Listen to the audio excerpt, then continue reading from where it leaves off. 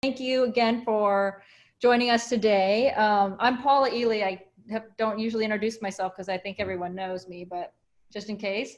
We might have a couple of people who are new to the Photographic Arts Council, so I just want to welcome you. Invite you to visit our website at paclosangeles.com. You can sign up to get more for our mailing list and learn about other events that we're doing and all of the things that we're up to during this COVID year. We are engaged in conversation around fine art photography in all of its forms, so I'm glad you could be here with us. Wanted to also mention our members and our appreciation for our members who have been loyally hanging with us during this time as we work to adapt and continue to do interesting things via Zoom and in the ways that we can. So we're very happy to have you with us. We are very fortunate to have Douglas McCulloh with us today.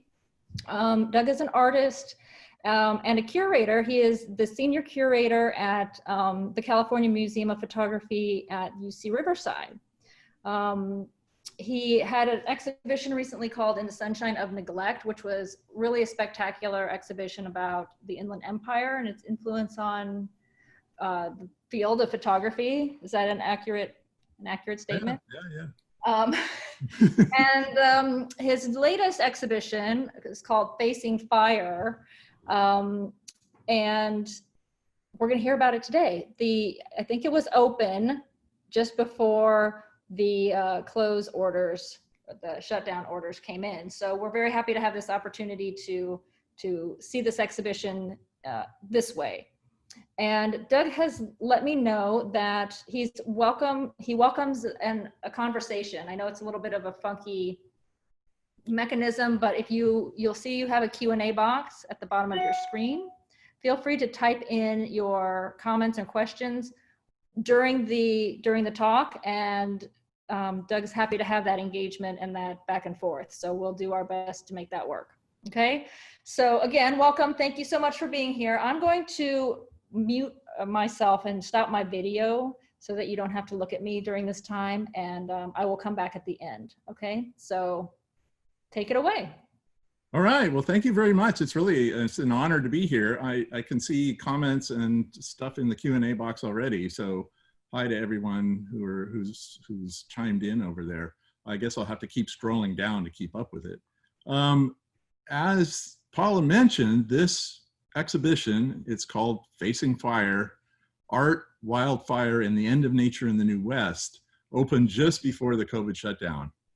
They're actually, the opening date was February 29th. This is the entrance to the exhibition here. And on that date, I looked it up, there were exactly 22 reported COVID cases in the United States, and 4 in Mexico and 23 in the UK. And that's not that long ago. It's kind of crazy. And then there were 500 or 600 people in the opening. We did have hand sanitizers and stuff, and people were sort of making jokes and bumping elbows and this and that, but it was right before, the hammer fell. 2 weeks later, the museum's closed. So this exhibition is still up and will be extended at the California Museum of Photography, part of UCR Arts. It's kind of interesting to do this on Zoom. I'm used to like seeing people's faces and stuff. So the plan here is I'll respond to comments if people type them in, or at the end we'll have questions. But what I'll try and do in fairly fast order is walk you through some of this exhibition, a little bit about the curatorial process, a little bit about wildfire and fire as metaphor and the meaning of fire, and then quite a lot about the artists and the art. There are 16 artists in this exhibition. Interestingly, and just as a side note, there are really direct parallels between fire, which is central to humanity, and how fire operates, both on a physical level, but a metaphoric level, and the virus. Epidemiologists, I'm sort of hypersensitized to this now, having worked on this exhibition for a long time. But epidemiologists talk about, you know, the virus burning into the population. And essentially, like, we're the tinder that gets burned until enough people have resistance or there's a vaccine that it can't burn anymore. It essentially, you know, that becomes a new metaphor for fire, or one current in our moment for fire. So I wanted to talk just really briefly about how I got going down the track of an exhibition on fire, especially California wildfires. So it is because of this photo. Paula mentioned the exhibition In the Sunshine and Neglect.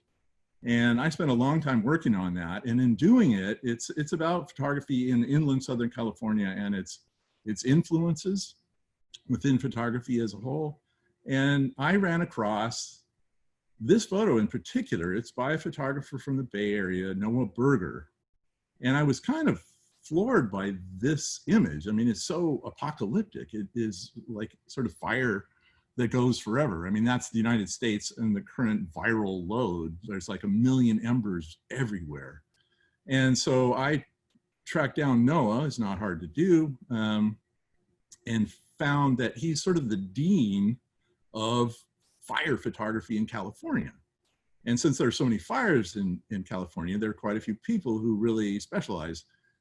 Really, ultimately, there's like 5 who are obsessed with fire and have gone to, in his case, hundreds of fires over years.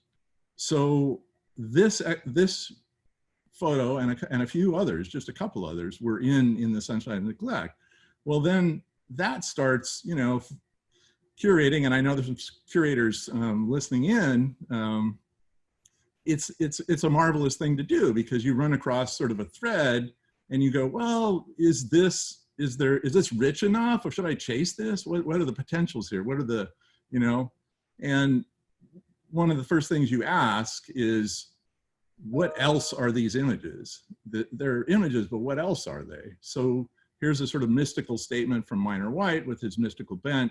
One should photograph objects not only for what they are, but for what else they are. And fire, I mean, humanity and fire is just, we're inextricably linked. The earliest caves and archaeological sites, there's the hearth. And essentially without fire, we would just have been eaten by everyone. Fire becomes the way to cook food, to build our brains, we carry fire with us around the planet. And in doing so, we travel the planet. But we also carry fire everywhere and change the ecology everywhere. But Minor White's a little mystical, so you can add something, a little update, which is Thomas Roof's statement about a lot more happens. It's way more complicated than Minor White's statement. A lot more happens between picture and viewer than you think. And he invokes Heisenberg's uncertainty principle. The closer you look, the less you recognize. And fire is laden with this. It's really complicated. It is literally fire, but it also represents so many other things. So another photo that Berger shot that I ran across, because he started sending me, Dropbox links of 6 zillion photos, is this one. So this is called Justin Sullivan Shooting Low Campfire. And a buddy of his, this is another one of those 5 kind of core photographers with ancillary others beyond that, who are really obsessed with fires, shooting in the campfire, which was one of the giant fires that we've been having in Southern California. And so then I start, of course, as a curator, reaching out to all of these people. So here is Justin Sullivan, his photo from the campfire shooting low. So he's down in the sparks in 40, 50, 60 mile an hour wind shooting and ending up with stuff like that. Pardon me, I have notes on the side, so I'll do the Zoom thing of like looking weirdly off camera every once in a while. And I don't know, I guess I'm in a small box for you or something. And I'll throw in another Justin Sullivan photo, and this is from the Kincaid fire, which is just this last fall. What's interesting is this group of photographers, they kind of pal around really for safety. Sometimes they'll take just one vehicle, often Noah Berger's, and end up in the fire zones for weeks at a time. They'll camp out in the fire zones. They have all the equipment. They have double scanners. If it's really heavy, they don't turn off the vehicle because the oxygen level can get so low that you wouldn't be able to restart your car and you could get trapped. And in California, essentially media, accredited media can go anywhere in these zones. They stay out of the way. I mean, they follow the protocol and don't get in the way of the firefighters, but they are there all the time. So this is the Kincaid fire. The result of them all going around together is that when I started looking at a lot of photos by these people, I go, oh, okay, they were all at this particular fire, which is a winery burning in the Kincaid fire. The meaning, I mentioned the meaning, the exhibition has sort of weirdly poetic text because I didn't want to just write the usual pedantic short statement, so I thought I'd get a little looser. So, you know, this is about fire. There are banners hanging in the space. I have a couple of photos. This is about fire as this metaphor. It is a metaphor for humanity on so many levels because we're so intertwined with fire. So when you think about it, I mean, it's like passion, punishment, lust, the lake of fire, et cetera, et cetera. I mean, fire has all of these things. And in fact, I have a couple books. I end up getting a bit obsessed about this thing. So I have a couple books and several are just fire as metaphor in British politics or whatever. I mean, it's almost insane. Again, it's where these photos carry multiple meanings. So from that, as a curator, you start chasing people, and there are only 16 in the exhibition. There are a lot more, but I really had the focus of the West Coast mostly, and California as a central to that, and also wildfires as opposed to just fire, because I've seen a lot of work just about fire, but that's kind of different than wildfire. It is different than wildfire. So another person I ran across early on is another LA area photographer, Kevin Cooley. He started early, this is from 2013, and he was doing these ahead of time, sort of dealing with elemental things. He has a bit of an environmental bent, but he really is operating on another level entirely. So these are called controlled, there's a set of them, and they're big, they're 40 by 60. This is called Control Burn, #1.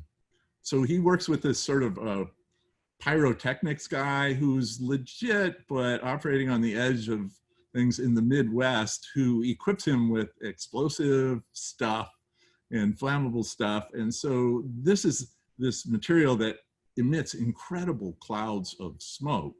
So he shoots these photos, they're lit and studio lit and immaculate. I'll show you a detail out of the center of that roiling kind of ominous heap. And this one is Controlled Burn number. They're beautiful. If people are collectors, they're selling out. So this is Controlled Burn #4.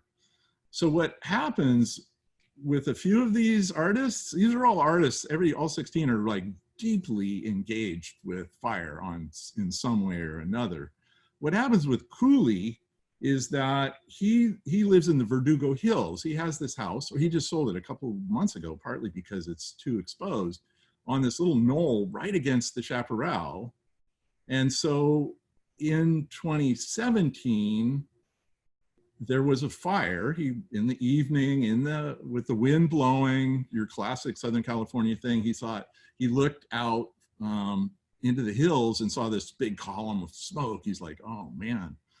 And it almost burned his house. He and I stood in his driveway, and the chaparral is burned like right up to his house.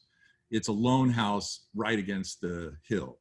And the firefighters made a stand there and saved his house, at which point he became interested even more in fire. So he started shooting and making really wonderful photos at fires. So this one is called Opera Fire 2017, and the kid playing with a video game with everything burning behind him. I mean, it's just kind of wonderfully observed. That's his son. And this one, which at the opening, a number of other fairly fire-obsessed photojournalist types, of whom out of the 16, there's like sort of 4 that are really photojournalist types. They were like, oh my God, I would have died to get this. People shooting hoops, obviously, with the mountainside on fire behind it. This is the Woolsey fire. Cooley's had a lot of work placed in major magazines. This one had a nice spread in the New Yorker, in the full print run of the New Yorker. This one is a bit scorned by people because it's like, I'll just a side comment that it's like a New Yorker's, not the magazine, but a person from New York, their idea of the, you know, fire apocalypse in California. It's got everything. It's got the pool, it's got the palm trees, it's got the burning hillside. And everybody else is like, yeah, man. I mean, you know, it's a wonderful photo. But a friend of his, Cooley's, and they know a Berger and Justin Sullivan, is another guy, Jeff Frost. And I'm doing a terrible disservice to him because his piece in the exhibition is called California on Fire. It's a 23-minute 50 video shot super high res, and our wonderful crew at UCR Arts built a giant tilted rear projection screen at the entrance. So we're sort of going into the entrance of the exhibition that has his film. So these are stills, and I didn't want to, you know, try my luck showing a beautiful super high res, beautiful video piece with audio. It's very much an art piece. It's built around the stages of grief. It's completely non-linear. It is not documentary really in any fashion at all. And it's made from 5 years worth of chasing fires. This particular is a still from this set of 4 firefighters walking very slow motion up this road.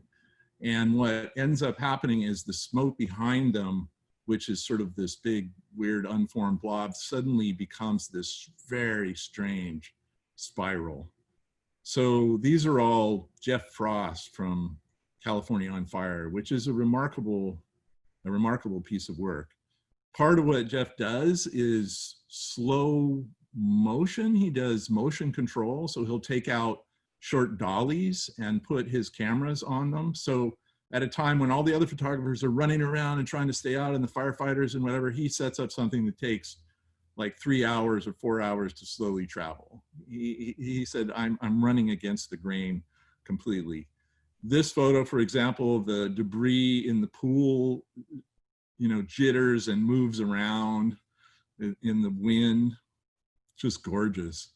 And this one kind of horribly, there are flies buzzing all over the animals that were killed in the fire. So I'm trying to actually compete with the virus for grim news here. Oh, I gotta change this. Yeah. Part of what is really interesting and part of the meaning in this exhibition, it is not really a political exhibition in any way, but the undercurrent, and for a handful of these artists, Jeff Frost being one, the next artist, Christian Hogue, being another, the fact that the fires are becoming so much more extreme around the planet is linked to, you know, climate change.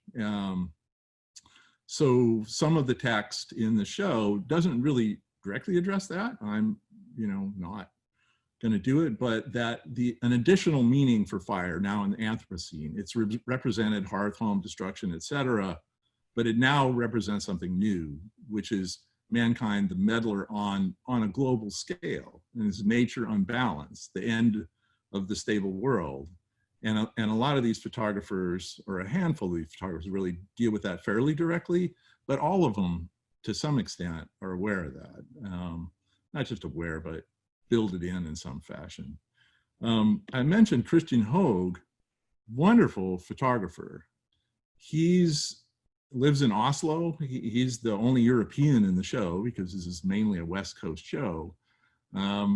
What he does is for the last 7 years, in a project called Residence of Impermanence, he has purchased scores at great expense of taxidermied animals, many of them very, very old. He actually selects for old.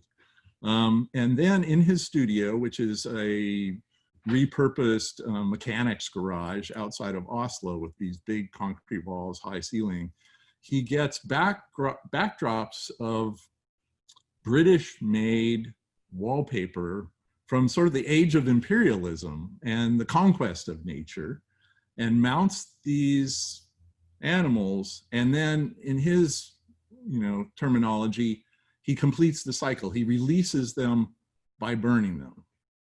And the photographs are really large. They're about 36 by 48 or something like that, a little bit different because it's a centimeter size. These beautiful, beautiful prints. And for this exhibition, there are 6 near the Jeff Frost film, and they're all California West Coast animals. For the show, he got animals and burned them. So in this case, it's an elk, and that's the same elk. He went to a great deal of trouble and actually broke the law by buying a California cougar from a source at a lot of money. He wouldn't say how much, in Germany. And then it's illegal to bring it into Norway. So he took it to a friend's studio in Sweden to shoot this for the exhibition. So it's a California cougar being released from its captivity as a taxidermied animal. There are a lot of other layers to this, but that is one of them. He talks eloquently about all of the other layers. It has a lot of environmental overtones to it.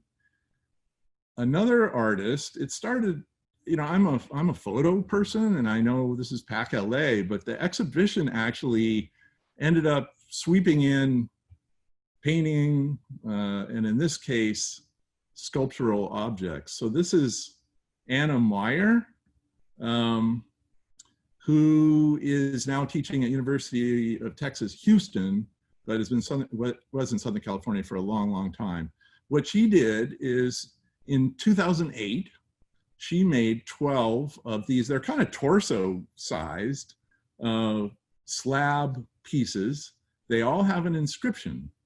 You can read the inscription, I'm assuming, on your crummy small screens, instead of being in the beautiful space and seeing the real thing. And then she took these 12, and in September of 2008, she individually hiked them into canyons along the Malibu coast, on the side of a mountain, down in the bottom of the canyon, and placed them there. They are unfired. So the idea of the project is that there really a potential that eventually they will be fired by a wildfire, which of course sweeps that area fairly frequently. People like Mike Davis have written about that. There's a beautiful, beautiful Mike Davis piece in Ecology of Fear that's really a classic about the Malibu coast burning. So her notion is that really this is, as I said, potential. It's like undeveloped film. And there's a chance that in her lifetime they'll never be fired. This is really like, she envisions it as, again, Anna Meyer envisions it as kind of feminist land art. Like, I'm not bulldozing something. I'm actually taking this clay, and if it never fires, it'll just be returned to the earth. So it's a land art piece from an eco-feminist point of view. And then during the wait, she did a bunch of things. For 10 years, she sent a postcard to this list of people. This one is actually to her father, Charles Meyer, and you see Michael Asher in one of her an influence on her and one of her profs at the top of the list there. Her father dies about 7 years in. So every year there's a postcard that goes out. There's actually a quote from the Mike Davis, the vertical quote there is from the Mike Davis piece I mentioned.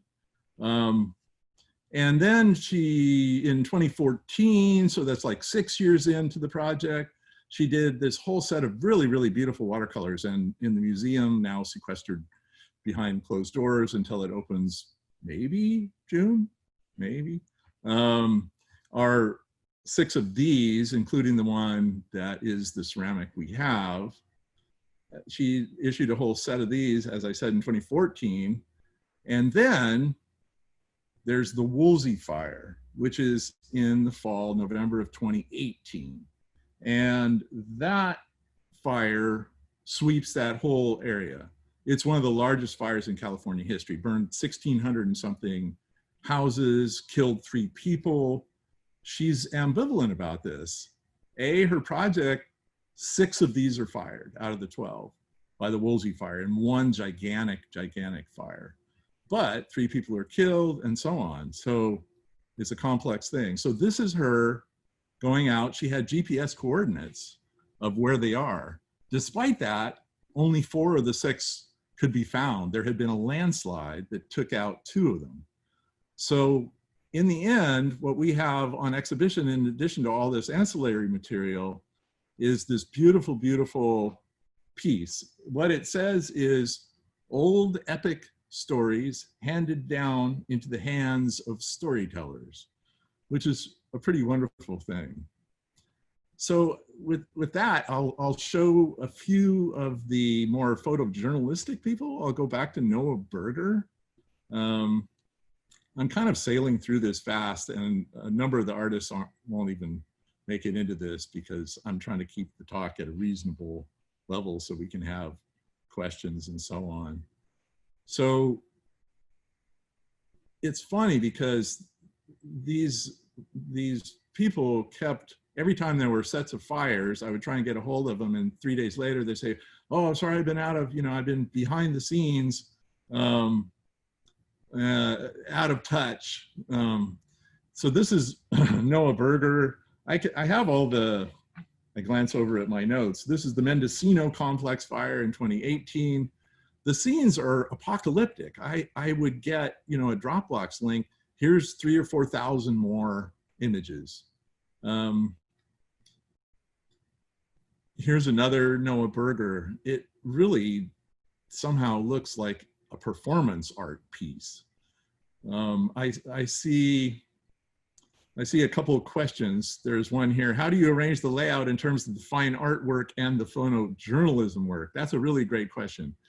It's more complicated than that. I'll just interrupt myself and leave this beautiful Noah Berger image up.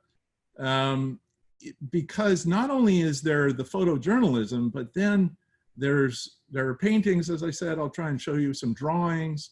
The Anna Meyer work is really different. And then there are photographs, there are large scale photographs.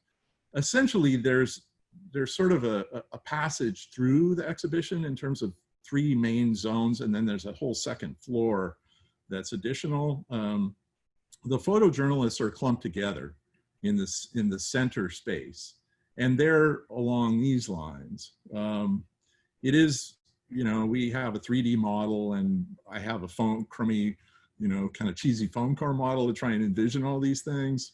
But what's great about being a University of California institution and the California Museum of Photography, I think, is that essentially our mandate is to not be conservative, is to take some chances with things.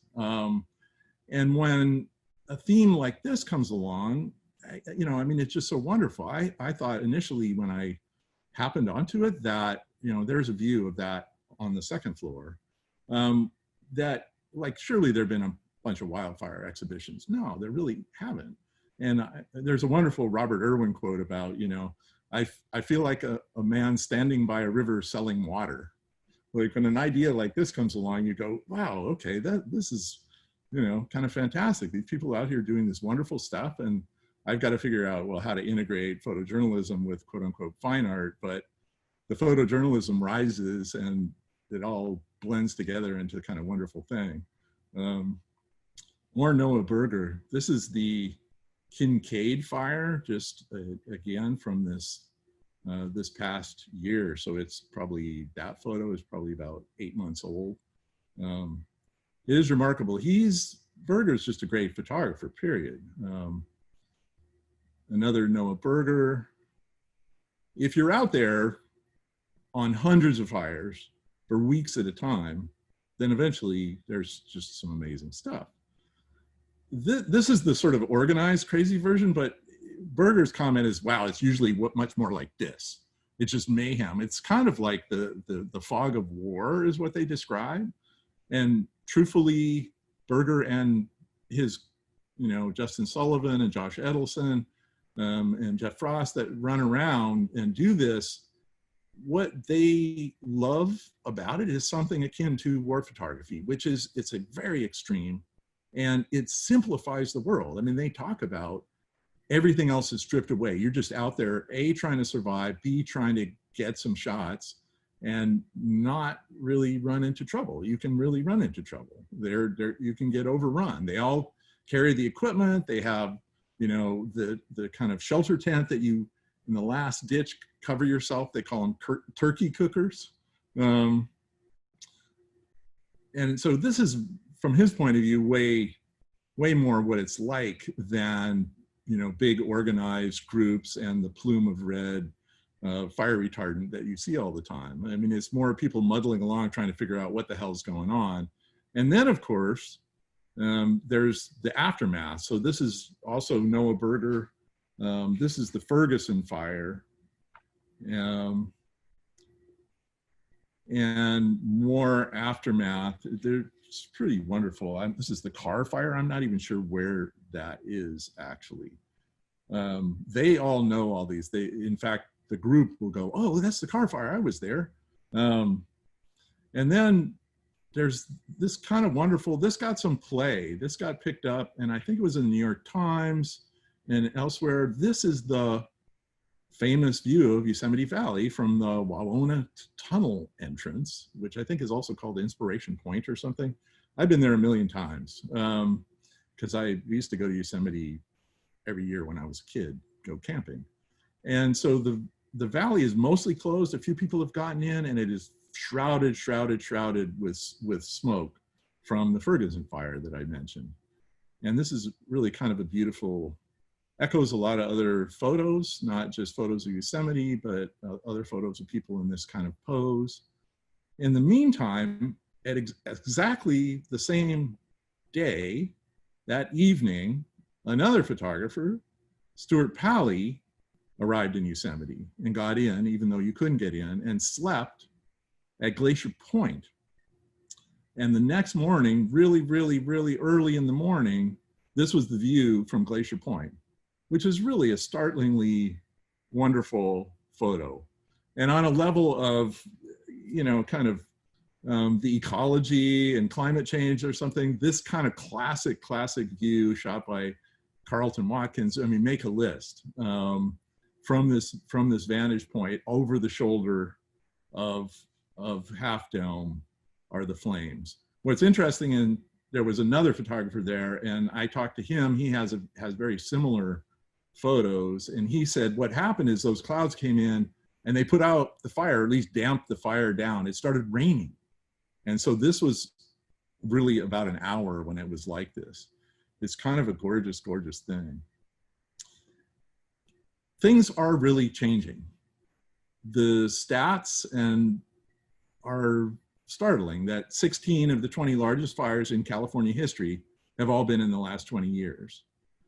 6 of the 10 worst fires were in the 18 months that ended this past August. And, we've all seen it happening, but you kind of lose track that it is vastly more extreme than it has been for the last 150 years.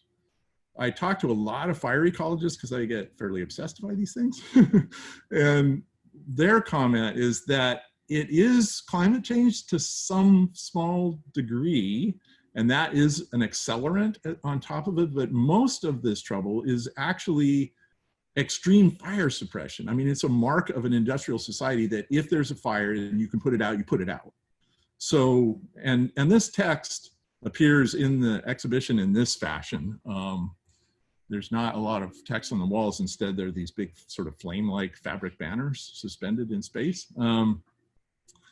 The upshot of putting out the fires, here's another Stuart Pally photo, which is pretty apocalyptic, is that you essentially, it's like Darwinism. You kill off all the weak fires.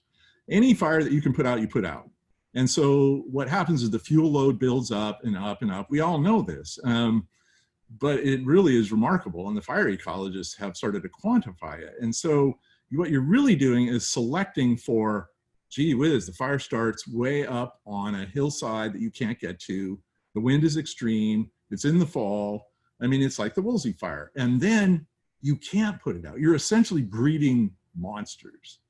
So a lot of these fires burn for weeks. They never really used to. There were small fires that burned up to the edge of the previous fire. But now they're these apocalyptic fires. These are all Stuart Pally photos. He essentially has carved out a niche shooting at dusk at night with time pieces. This is the Erskine fire. So they're, you know, things are now burning out in Joshua trees where it never used to burn. Partly because in that case, there's, you know, introduced non-natives that burn and carry a fire the way they didn't used to. So these are all Stuart Pally photos with a helicopter, a firefighting helicopter, a lot of beautiful, beautiful tracks on his long exposures. And this exhibition is not full of a lot of firefighters, but there are firefighters in a few. And then, of course, Stuart Pally's version of the aftermath. This is Santa Rosa, the Tubbs fire in October of 2017. He flew a drone, which was illegal to get this photo, but he said, no one was around. It was really, really early morning. The sun's coming up. I just had to do it. It's quite gorgeous.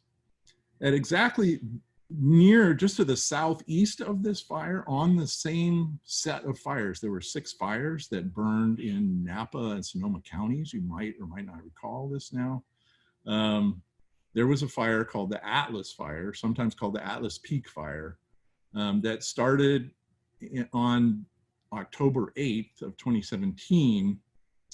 And an artist who had a house in Napa, and you notice the ominous past tense of had a house, Norma Quintana, who's a photographer and lived up against the hills with a fire hydrant in front and a fire break behind the house. She and her husband and kids had 5 minutes to evacuate their house. She got a late night call and said, man, there's fire up in the hills. And then the fire department was there saying, get out. So they left with 5 minutes and the entire house burned down. When she got back in, she started going through the ashes of her 3-story house that was reduced. I've seen photos of her going through the rubble, and it really is like white ash. So the only things that survived when she first showed up are essentially like porcelain or metal. So this is a bracelet, a watch. Here's a shot of, there's a wall of 69 of her photos. All of her cameras, and there's a bunch of photos of burned cameras, burned. So these are photos that were taken. She would wear these black gloves, go through the ash day after day, sift out the surviving pieces that to her are really everyday things. They're about memory, they're about restoration, they're about recovering some sense of who you were. And she would put them on the glove that she was using just outside and shoot it with her iPhone. So she's used to operating with big camera equipment, but it's all burned. So she's shooting it with iPhone, making iPhone photos. I never thought I would make iPhone photos. I love it. They're beautiful, beautiful things. So here's one of her cameras. And other equipment. As she got deeper and deeper into the debris, some more ephemeral stuff started to survive. So this is how fast she left, is There's a question, how big are these prints? These are 12 by 14. I think that was aimed at the Norma Quintanas, maybe. You're welcome to throw questions into the chat. I'll try and keep up with it. So this is her passport. This is Norma. And then a day or two after she found her passport, she found this photo, which she said that she sat in the ashes and cried. These are her kids, 2 kids and 1 friend of theirs. It's amazing. That's like a power of photographs story right there. Another, and this is, you know, the question was about the show layout. Another photo, and then I think I'm supposed to wrap up in a couple minutes. We can have questions. This is Luther Gerlach, who I think some people probably know. He's operated around Southern California. He's since moved back east, like about a year and a half ago or 2 years ago.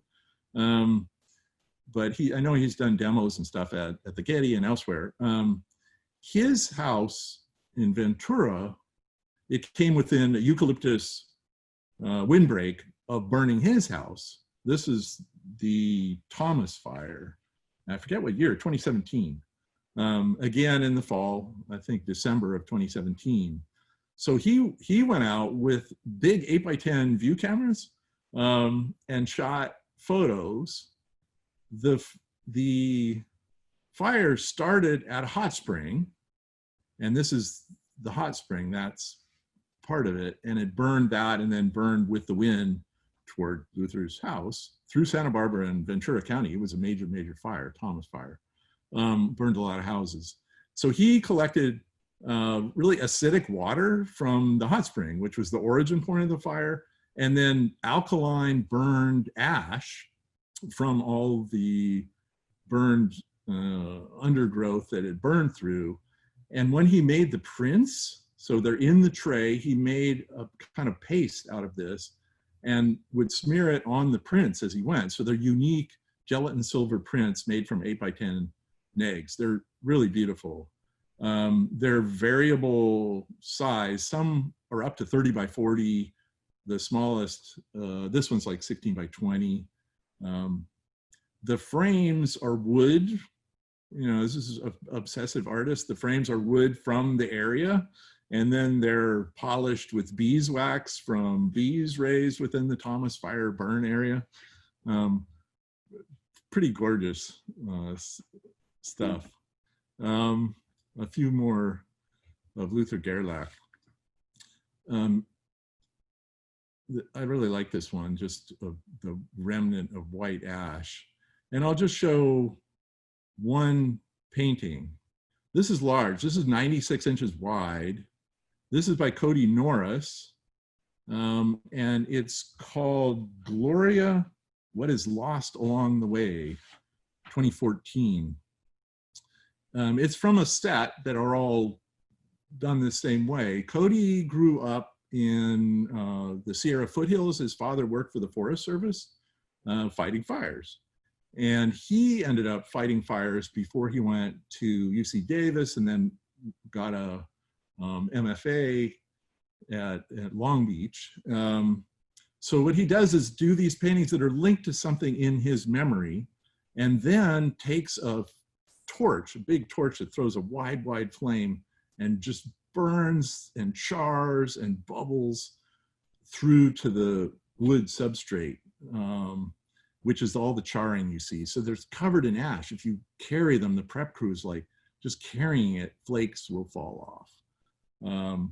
This one is really personal, about memory and loss, which a lot of fire stuff revolves around, because Gloria is his sister, who was killed at age 33 by a drunk driver on a windy road in the Sierra Nevada.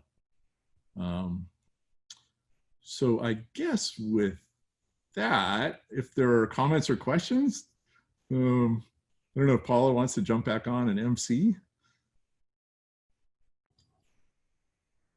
Or should I? I'm back. I'm back. All right. Is that good timing? Or? Yes, perfect. Thank you. Right. Thank you so much. Yeah, so please type in your questions. Thank you so much. This is so interesting. these fires are so destructive and terrifying and so beautiful at the same time. You know what? That's one of the questions that has been kind of brought up and was raised ahead of this, which is that there's, you know, in the same sense that you can have photos of a famine or you know, war photography that somehow glorify it. It's like, how do you, the allure of the images and the attraction to fire? I mean, we've all sat around a campfire and stared into it and stared into it. How do you have an exhibition that deals really with the issues of this, rather than just being, oh, here's some spectacular fire photos? So it was interesting to try and thread that. I mean, this is just a sample of work that's in it. So interesting. I like your flame, your center flame. Oh yeah, thank you. Text. That was pretty cool. So there's a question about how I discovered the artist. Mm-hmm. You know, I mean, that's always the question. But what tends to happen is that a lot of people who are really obsessed with fire, and I totally missed out on some great people that I didn't have time to show, Samantha Fields or others, they also know other artists who are really obsessed with fire. So people suggest, hey, have you seen this and that? I mean, this is early on. The photojournalists all know each other. They're all kind of, you know, friends and fellow travelers, or, you know, trying to keep each other safe and not get it burned. Another question is there a catalog of the exhibition? There is a catalog of the exhibition, which is 130 pages and really nice, good size. So yeah, you can get it online. Can you see the exhibit now? No, you can't. I can't even see the exhibit now. You know, we're part of the University of California, and the museum, if you haven't been to it, is 2 adjacent buildings, beautiful, beautiful, in downtown Riverside, and they're closed. We aren't even, you know, I mean, we're going in to check and make sure everything's okay, but there are plans underway, and I've been talking to our wonderful director, Sheila Bergman, and others. So there's plans underway being submitted up the chain at the University of California to have museum reopening, which is allowed now, sometime relatively soon, possibly June. So. Have you set a date for when this will come down yet? Oh yeah, good. That's a great question. This exhibition was, you know, from February 29th through August 9th, but it now has been extended into January. So it'll be up and you'll get a chance to see it. I really recommend, I mean, you know, obviously I'm into it, but it's really a lot different seeing it in person than seeing it on Zoom. There's a question about traveling. Are there any plans for it to be shown anywhere else? Yeah, there aren't totally solid plans yet, but there's outreach going on, and there's a whole packet. So it is the kind of thing where it has a wide relevance. I really honestly think it has, aside from just being really interesting. Somebody asked, what's your hope for viewers at the exhibition? What do you want people to get out of the exhibit? Wow, that is really great. You know, my hope is always to have an exhibition and a set of work that echo together and add up to more and more and end up having a lot of layers, and not just be the transfer of bones from one known graveyard to another graveyard, but be new and relevant. So at that point, I make the assumption that if that is at all successful, then people will come and carry any number of things away. It is full of dealing with the moment. It's full of climate change and politics. You can find any number of messages in it. People like Norma Quintana, who went through the rubble and had the beautiful photos of the hand represented by the glove with the object, are really actually dealing with loss and memory and meaning in your life. You know, she lost everything. And her husband was wearing flip-flops and shorts, and that was it, right? I mean, they just, that was the end of things. So there are a lot of different things to get out of it. Here's another one. Of all the elements, it seems, I'm looking off screen reading this, it seems that fire poses the most contradictions always. So yeah, you know what is great about fire is that it is full of contradictions. It is truly elemental. I mean, it's a force of nature. But it's a force of nature that we can summon. Humanity summons, in fact, we're built on fire. So you can't summon an earthquake or a flood or, you know, or tornado or a virus for that matter, right? I mean, but we summon fire every day. Every time you drive in a car, the pistons, everything, this is built. We harvest the fuel to feed fires, whether it's coal or pipelines of gasoline or even electricity over wires generated, is we essentially summon fire. And the fact that we can summon this elemental force, unlike the others, like an earthquake, all right, summon an earthquake, can't do it. So it is really, the relationship's super complicated. And that's in the exhibition as well. Okay, somebody missed the name of the photographer with the burning owl, mountain lion, eagle. That's Christian Hogue, which is spelled H-O-U-G-E. He's done a lot of wonderful work of a wide variety for 20 some years. I really recommend it. I was in Arles this last round, and there was an exhibition of work by Christian Hogue. Pretty fabulous, really interesting guy. He came from Oslo to the exhibition opening, which was pretty fun. Let's see, what else do we got? What else are you working on for upcoming projects? You know, I think just like every curator, there's sort of a list of obsessions, and I'm no different. So I may be a little different in the sense that I also do my own projects, my own art projects. Mm-hmm. But the ones that are consuming the most time at the moment are a show on artists operating really directly along the US-Mexico border. Again, particularly the California border. We are the California Museum of Photography, but there is wonderful, wonderful art. And again, it's like this complicated, so it's not so much immigration as a broad issue or any of those things. It's literally involving that strange line. So I'm working on that a lot. And we just found out, UCRS just found out that we got approved for Getty Foundation. Thank you very much. For our for our PST proposal that I'm very involved in, and that is about the history and really the Southern California origin of digital photography.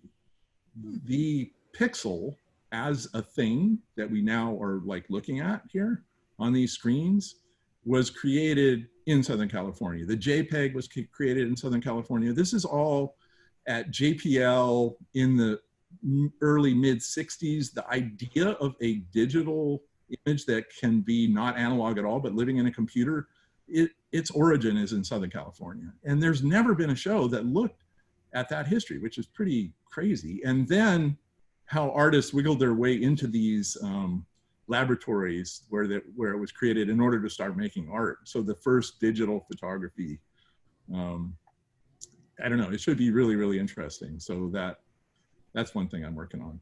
Oh, very cool. I know. Cindy had a question back to fire about the spiritual aspect of fire and the ceremonial use of fire. Right, Can you right. get into that? You know, my comments about that is that, for example, Christian Hogue, obviously fire has this deep ceremonial history. I mean, we cremate our dead, right? You can't, that really is kind of central.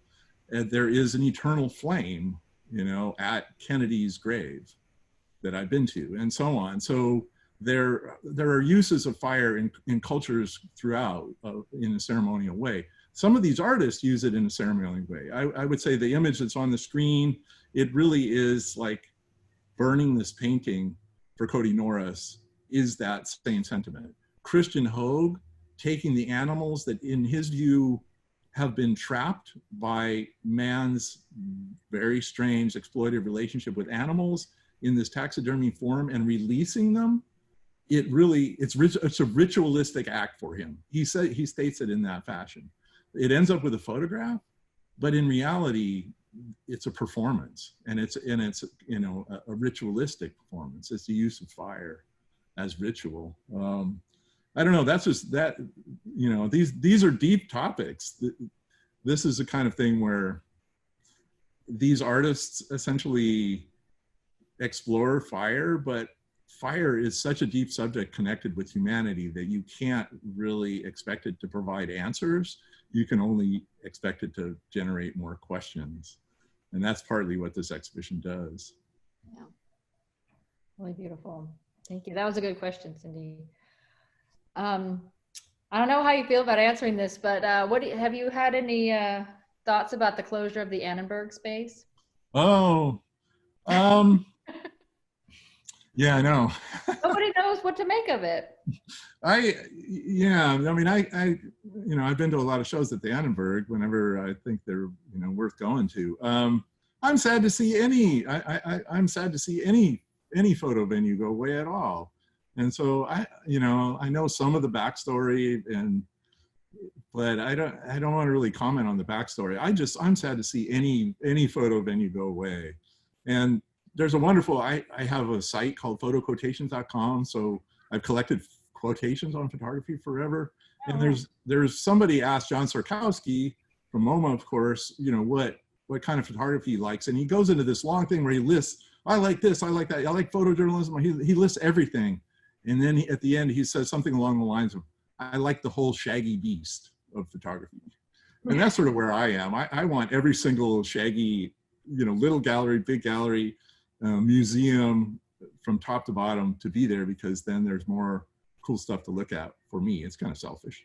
But Oh, that's a good answer. That's a good answer. I don't know. What do you guys think? What do you think? I'll ask you, Paul. I don't know. I mean, I had mixed feelings about the venue. Sure. Yeah. But I agree with you. It seemed like it was well attended. It put photography out there, and in this particular way, it was free. They had great sort of public events, so it was a gathering place too. Right. So it's a weird space, and they, you know, some of the shows were, you know, not my thing exactly, but still, I'm totally in favor of it. You know? Photography is vast. Photography can be experienced in all different kinds of ways, through Instagram, through journalism, through, you know, Vanity Fair. There you go. You know, all the things, the fine art world. So. Hey, you know, I mean, it's obviously the medium of the era. We live by photographs, and in the Susan Sontag phrase, photography is like the meta art, the art that devours all the other arts. So we don't know a lot of sculpture, we know photographs of that sculpture and so on. It devours all the other arts. So it's the dominant form, for better or worse, on the planet at the moment, and not likely to change anytime soon. Sure. So yeah, the whole shaggy beast. Yeah. So we will wrap it up here, but if people want to sort of learn more about what's happening at the California Museum of Photography, what is the best way for them to sort of check in with you? There are two best ways at this point. There is our own website, and then there is the UCR Arts virtual website, which I think if you put UCR Arts or California Museum of Photography virtual, you will get to what's a pretty rich array of newly put together online stuff. And there's a lot of stuff about facing fire on it, including a 3D tour and a slideshow and interviews with some of the artists. And I sort of do a bit of a walkthrough with this 3D version, all on the virtual site, some video stuff. So, and other exhibitions as well. So also trapped in the building or immediately past. Great. So yeah, Google's your friend. UCR Arts, California Museum of Photography. Yes, and you said this is going to be up through January. Yeah, and I forget the exact date, but it's like January 22nd or something like that. Okay.